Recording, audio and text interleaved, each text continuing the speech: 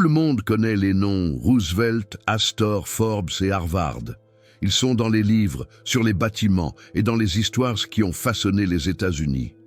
Mais ce que presque personne ne sait, c'est d'où venait l'argent qui a hissé ces noms. Derrière tout ce prestige se cachait un secret sale et bien gardé, le trafic d'opium. Au cours du 19e siècle, des tonnes de cette drogue ont été déversées en Chine. Des millions de vies détruites, tandis que des familles américaines construisaient des fortunes avec des profits atteignant 400%, et ont ensuite passé les 200 années suivantes à veiller à ce que le monde ne découvre jamais la vérité. Franklin Delano Roosevelt, le même président qui a sorti les États-Unis de la Grande Dépression, avait une origine qui n'apparaît jamais dans les discours officiels.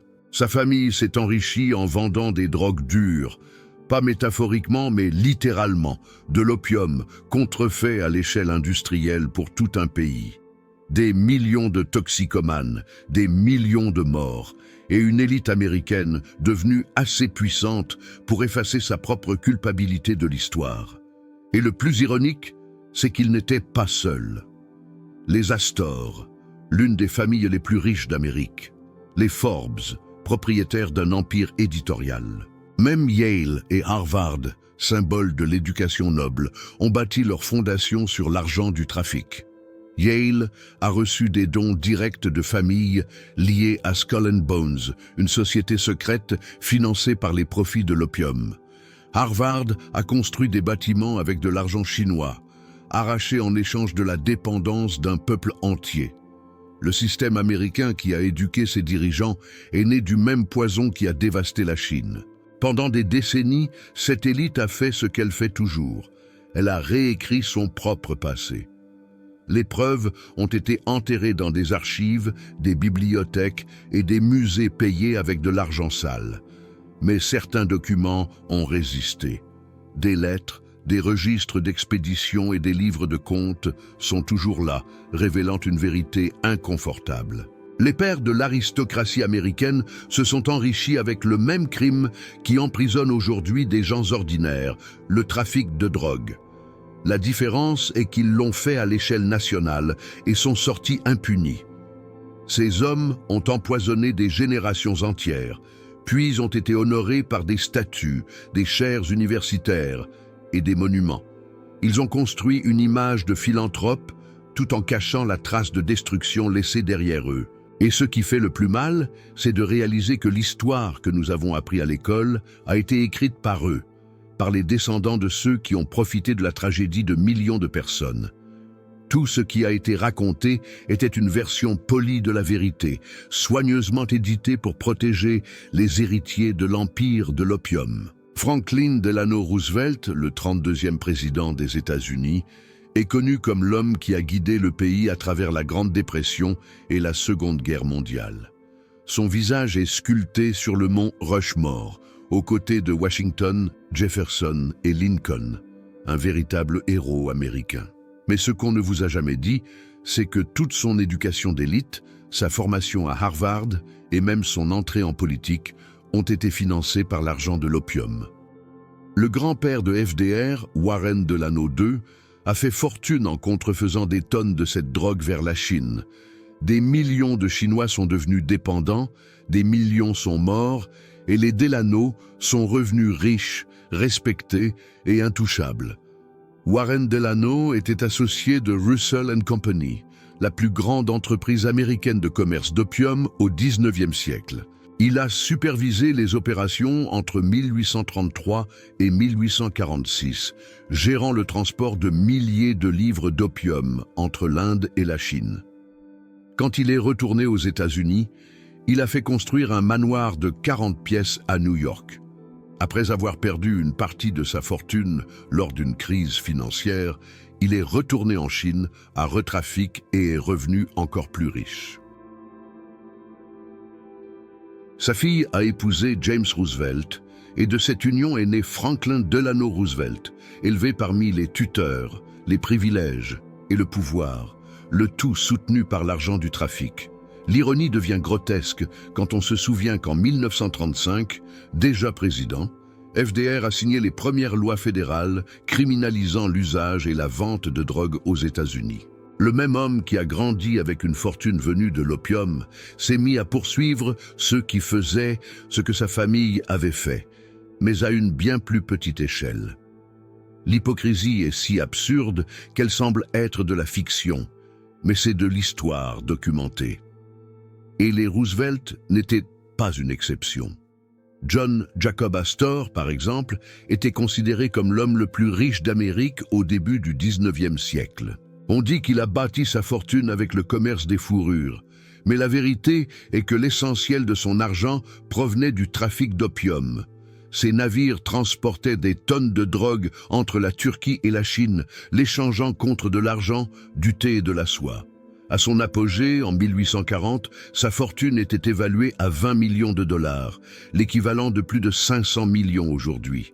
Et la plus grande partie provenait du même poison qui a dévasté l'Orient. Des décennies plus tard, ses descendants affichaient encore richesse et prestige. L'un d'eux, John Jacob Astor IV, est mort sur le Titanic, comme l'un des hommes les plus riches de la planète. Sa fortune a soutenu des bibliothèques, des musées et des universités, tous construits sur l'argent de l'opium. Le nom Astor est gravé sur des bâtiments, des rues et des institutions, mais le sang qui le cimente a été effacé des livres. Comme les Delano, ils sont devenus intouchables, et le passé a été enterré sous des couches de charité, de statues et de silence. Arrivons maintenant aux Forbes. Oui, les mêmes qui ont créé le célèbre magazine économique. La lignée Forbes, originaire de Boston, a aussi bâti sa fortune sur le malheur chinois. Robert Bennett Forbes et son frère John Murray Forbes étaient de grands trafiquants d'opium. Tous deux travaillaient pour Russell & Company, la même entreprise que celle de Warren Delano, le grand-père de Franklin Roosevelt. Robert était capitaine de navire transportant la drogue, tandis que John investissait les profits dans des chemins de fer et d'autres entreprises américaines. De cette richesse est né l'empire éditorial Forbes, symbole de l'aristocratie américaine moderne. Un empire construit sur la dépendance de millions de personnes et célébré comme synonyme de succès. John Murray Forbes est commémoré à Boston comme un grand homme d'affaires et philanthrope. Il existe des statues, des avenues et des bâtiments portant son nom, mais personne ne mentionne ce qui a financé cette gloire. Le trafic d'opium a été effacé des biographies, retiré des musées, supprimé des sites officiels. La même chose est arrivée aux Perkins, une autre famille qui a dominé le commerce de l'opium en Asie. Thomas Hundasid Perkins, connu à Boston comme Lord Perkins, était l'un des hommes les plus riches de la Nouvelle-Angleterre au début du 19e siècle. Il a financé des hôpitaux, des écoles et des institutions caritatives, tous soutenus par l'argent de l'opium. Perkins était associé fondateur de Perkins & Company, qui a ensuite fusionné avec Russell & Company. Pendant des décennies, il a contrefait de l'opium de Turquie et d'Inde vers la Chine, gagnant des millions. À sa retraite, il est devenu philanthrope et a vu son nom gravé dans des universités et des fondations. L'université de Yale, par exemple, maintient encore aujourd'hui une bourse d'études appelée Perkins Scholarship, financée par l'argent sale du commerce de drogue. Même la célèbre Perkins School for the Blind à Boston a été créée avec cette fortune tachée. Et si vous pensez que cela s'arrête là, attendez de connaître les Russell. Samuel Russell a fondé Russell & Company en 1823. L'entreprise est devenue la plus grande force américaine dans le trafic d'opium. Russell a fait fortune et a pris sa retraite dans le Connecticut, tandis que son cousin William Huntington Russell a cofondé la société secrète Skull and Bones à l'université de Yale, celle-là même qui formerait des présidents, des juges de la Cour suprême et des directeurs de la CIA, comme George H.W. Bush, George W. Bush et John Kerry. L'organisation la plus puissante de l'élite américaine est née directement de l'argent du trafic. L'argent de Samuel Russell a aussi créé le Russell Trust, qui finance encore aujourd'hui Skull and Bones, c'est-à-dire que la société qui a façonné des générations de dirigeants américains, y compris des présidents et des magnates, est littéralement née du trafic de drogue.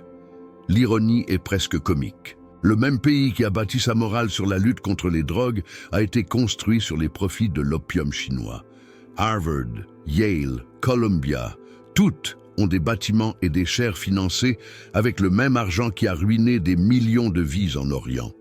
Le commerce de l'opium n'était pas une affaire marginale, c'était une opération industrielle avec des navires, des entrepôts, des agents et des pots de vin. Dans les années 1830, les entreprises américaines contrôlaient environ 10% de tout l'opium entrant en Chine, tandis que les Britanniques dominaient le reste. Rien que Russell & Company déplaçait des milliers de caisses par an et chacune contenait environ 140 livres de stupéfiants. Les marges bénéficiaires étaient absurdes, variant entre 400 et 500% par voyage. Une seule traversée réussie pouvait transformer un capitaine en millionnaire. Le trafic était si lucratif qu'il est devenu le moteur de l'aristocratie américaine. Pendant ce temps, la Chine sombrait. Vers les années 1830, on estimait qu'entre 10 et 12 millions de Chinois étaient dépendants de l'opium, soit environ 10% de la population masculine adulte. La dépendance s'est répandue comme une épidémie, rongeant l'économie et détruisant des familles. L'argent qui soutenait autrefois l'empire chinois a commencé à s'écouler vers les coffres britanniques et américains en échange du poison. Le gouvernement chinois a tenté de réagir, nommant le commissaire Lin Zexu pour mettre fin au commerce. Mais en confisquant et en détruisant 1000 tonnes d'opium en 1839, Lin a déclenché ce qui serait le début d'une tragédie encore plus grande. La Grande-Bretagne a répondu à l'interdiction avec des canons. Ainsi a commencé la première guerre de l'opium entre 1839 et 1842. La Chine a été vaincue et forcée de signer le traité de Nankin, ouvrant ses ports au commerce étranger et cédant Hong Kong aux Britanniques. Le traité ne légalisait pas l'opium, mais le rendait impossible à combattre. Le trafic a prospéré comme jamais. Et pendant le conflit, quand les compagnies britanniques ont été temporairement bloquées, les entreprises américaines ont pris le contrôle de la distribution, étendant leurs profits sur la souffrance d'autrui. La destruction ne s'est pas arrêtée là. En 1856, une nouvelle tentative chinoise de barrer le trafic a conduit à la Seconde Guerre de l'opium, qui s'est terminée en 1860 par une autre défaite. Cette fois, la Chine a été obligée de légaliser la drogue. Des millions de personnes ont été entraînées dans la dépendance, et le pays tout entier a sombré dans la ruine économique et sociale. Pendant ce temps, à Boston, New York et dans le Connecticut, des familles américaines construisaient des manoirs, des universités et des musées avec l'argent généré par la dépendance d'un empire entier. C'est la partie la plus cruelle de l'histoire. Les mêmes familles qui se sont enrichies en vendant de l'opium aux Chinois sont celles qui, des décennies plus tard, ont mené le mouvement mondial de prohibition des drogues. Au début du XXe siècle, les États-Unis ont poussé à la Convention internationale de l'opium de 1912 et à la loi Harrison de 1914, qui a criminalisé les narcotiques dans tout le pays. Quand cela est arrivé, les élites avaient déjà garanti leur fortune. Il suffisait maintenant de transformer le crime qui les avait soutenus en tabou, et le monde y a cru. Le plus révoltant est qu'après avoir rempli leurs coffres avec l'argent de l'opium, ces familles ont eu l'audace de devenir les voix de la morale. Ce sont elles qui ont financé des campagnes contre les drogues, écrit des lois et décidé qui devaient être arrêtées. Pendant le XXe siècle, les États-Unis ont commencé à mener le mouvement mondial de prohibition et de répression, tandis que les descendants des anciens trafiquants devenaient politiciens, sénateurs et présidents. Les élites avaient assez profité. Maintenant, elles pouvaient jouer les gardiennes de la vertu, et le peuple y a cru parce que l'histoire que nous avons apprise à l'école a été soigneusement éditée pour cacher les mains sales qui l'ont écrite. Les universités les plus prestigieuses du pays, Yale, Harvard, Columbia, ont bâti leurs bâtiments avec le même argent qui a détruit la Chine. Mais sur les plaques commémoratives, dans les biographies et les discours officiels, aucun mot sur l'opium. Au lieu de cela, les noms Delano, Astor, Forbes et Russell ont été éternisés comme synonymes d'excellence, de mérite et de patriotisme. Ce qui était du trafic est devenu de la philanthropie, ce qui était de la destruction est devenu un héritage. Les dons de ces familles sont venus avec une condition implicite. L'histoire devait être racontée d'une certaine manière, une version propre, inoffensive, qui puisse traverser les générations sans susciter de soupçons. Et c'est ainsi qu'est né le mythe de l'aristocratie américaine, des familles entrepreneurs, visionnaires, fondatrices d'institutions. En réalité, elles ont simplement transformé le profit de la souffrance en pouvoir politique et en prestige culturel. Harvard a des bâtiments nommés en hommage à d'anciens contrebandiers. Yale abrite des sociétés secrètes financées par l'argent de l'opium. Columbia a construit des bibliothèques avec des dons de descendants de trafiquants. Tout cela soigneusement enveloppé dans des récits de philanthropie et de progrès. C'est un mensonge monumental répété depuis près de 2 siècles. Le blanchiment de l'histoire a été fait avec une précision chirurgicale. Les familles ont utilisé leurs fondations, leurs maisons d'édition et leurs universités pour contrôler la mémoire collective. Elles ont financé des biographies, sponsorisé des musées et créé des chaires qui racontèrent le passé de manière commode. Aujourd'hui encore, les visiteurs de la bibliothèque présidentielle Roosevelt peuvent voir une petite mention de l'activité commerciale de la famille Delano en Chine, mais sans aucune référence à l'opium. Sur le site web de la famille Astor, le trafic est réduit à une phase du commerce maritime. Le mot « drogue » a simplement disparu des pages officielles, et le résultat est dévastateur. L'Américain moyen n'a aucune idée que son élite, les familles qui ont façonné le pays, a commencé par trafiquer du poison, le même poison qui a détruit des millions de Chinois.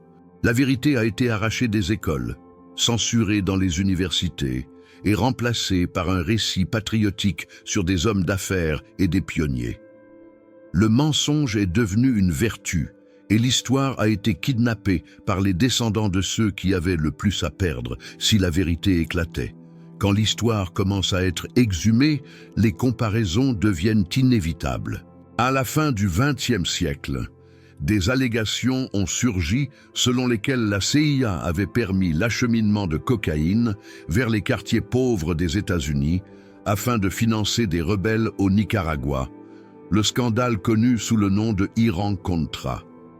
Des communautés entières ont été dévastées et le journaliste Gary Webb, qui a révélé l'affaire, a été détruit professionnellement.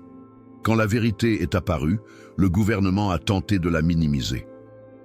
Les institutions ont fait semblant d'être indignées et le sujet a disparu. L'élite sait toujours comment enterrer ses saletés, et c'est exactement ce qui s'est passé au XIXe siècle quand les magnates américains ont inondé la Chine d'opium. La logique est la même, des drogues pour le profit, du silence pour le pouvoir. Dans les années 1830, c'étaient les Delano, les Astor, les Forbes et les Russell. Dans les années 1980, c'était l'État américain, utilisant la dépendance comme arme politique. Les drogues ont toujours été un outil, d'abord pour s'enrichir, ensuite pour contrôler. La différence est que, dans le cas des familles aristocratiques, le crime est devenu un héritage. Ils ont transformé le poison en université, la dépendance en fondation et la souffrance d'autrui en prestige historique. Ce sont les mêmes noms, les mêmes mécanismes, juste avec un nouvel emballage. Imaginez le scénario. Des milliardaires américains déversant des tonnes d'une drogue létale dans un autre pays, détruisant des générations entières, et avec l'argent finançant des campagnes politiques, construisant des universités et des musées. 150 ans plus tard, leurs descendants occupent des fonctions publiques, décident des politiques et sont traités comme des icônes de la morale. Cela ressemble à une fiction sombre, mais ce n'est qu'une version ancienne du même système qui gouverne encore le monde.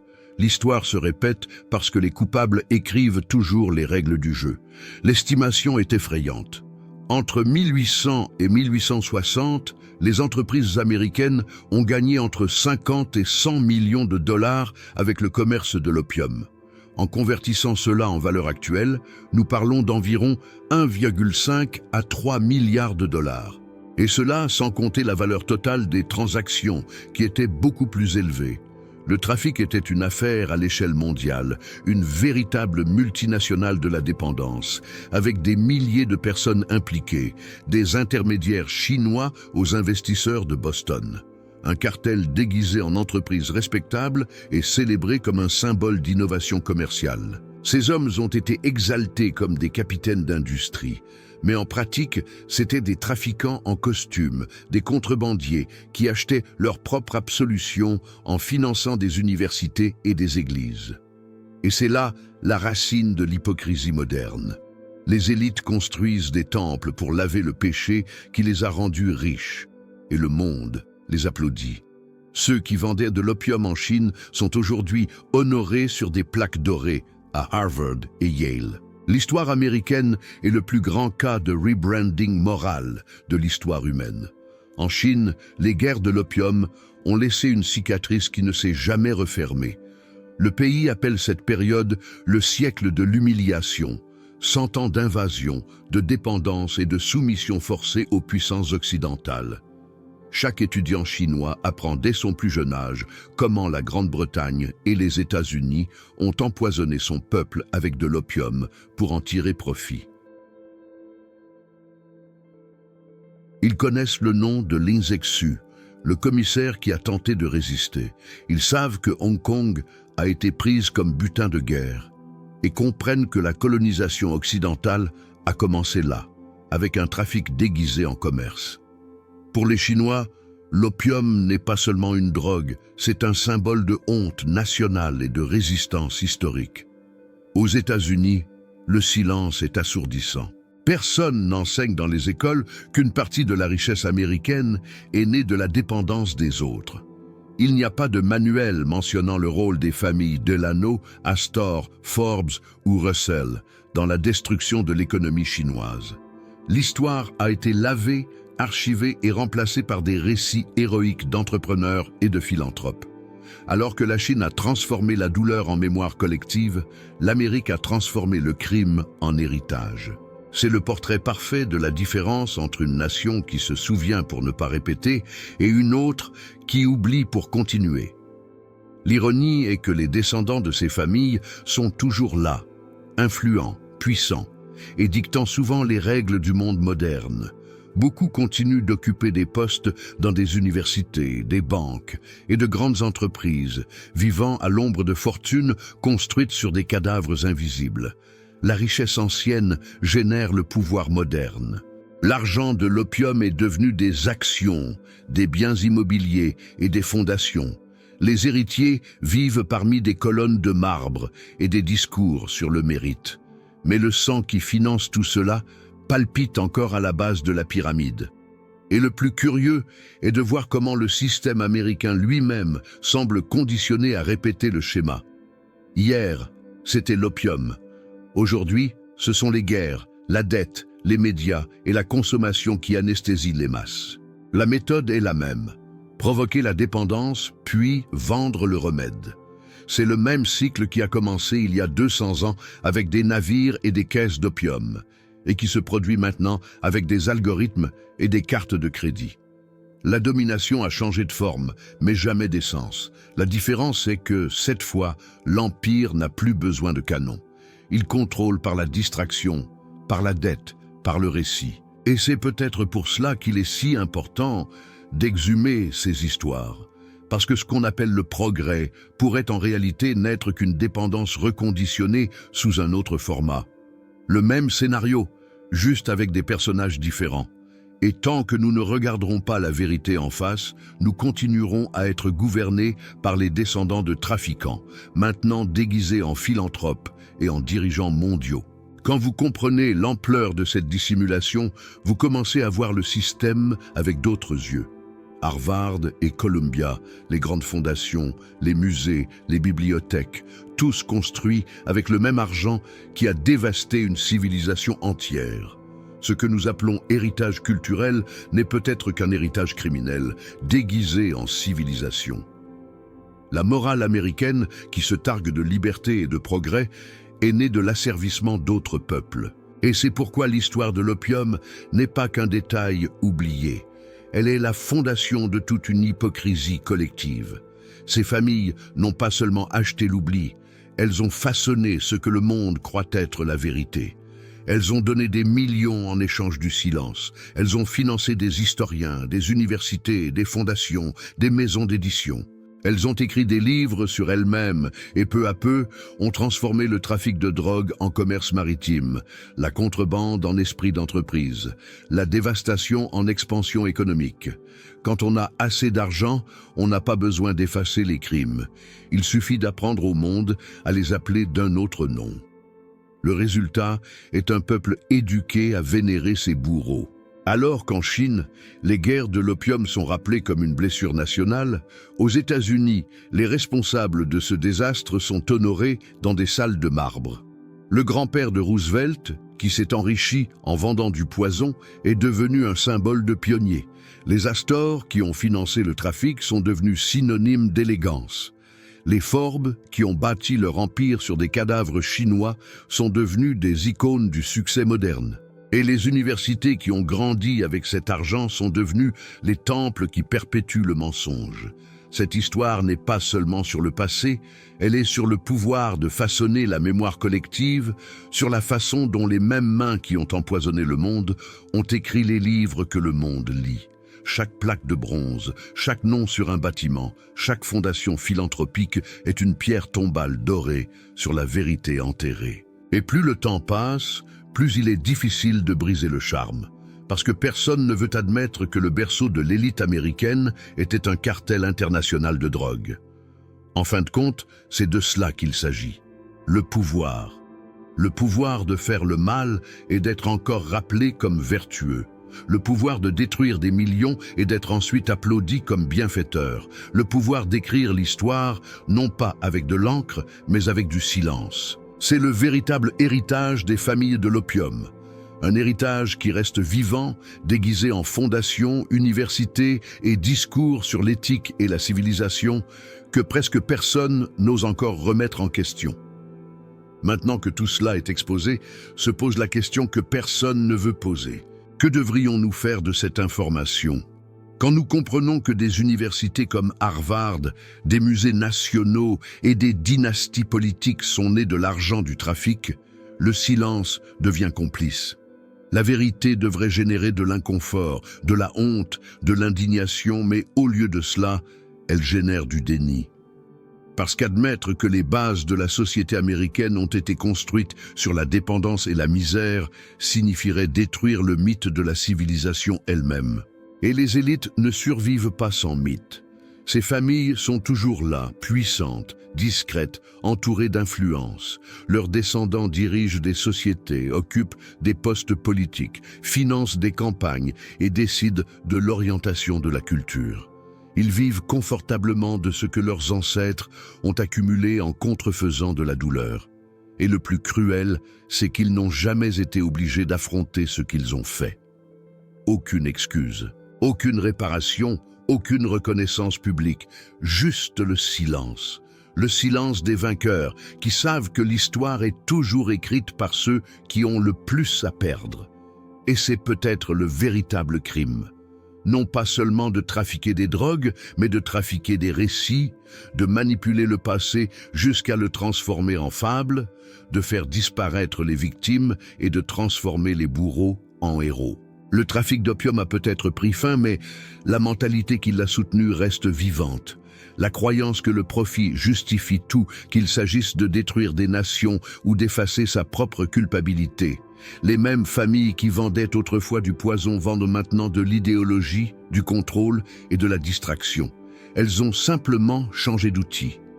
Peut-être que le plus grand châtiment est l'éveil. Savoir que Franklin Delano Roosevelt, le même homme exalté comme symbole de courage et de leadership, venait d'une lignée de trafiquants, que le nom Astor, gravé sur des bibliothèques et des hôtels, a du sang dans ses murs, que le nom Forbes, associé à la richesse et au succès, a commencé en vendant la mort, que Yale, Harvard et Columbia, temples du savoir, ont été financés par la souffrance de millions.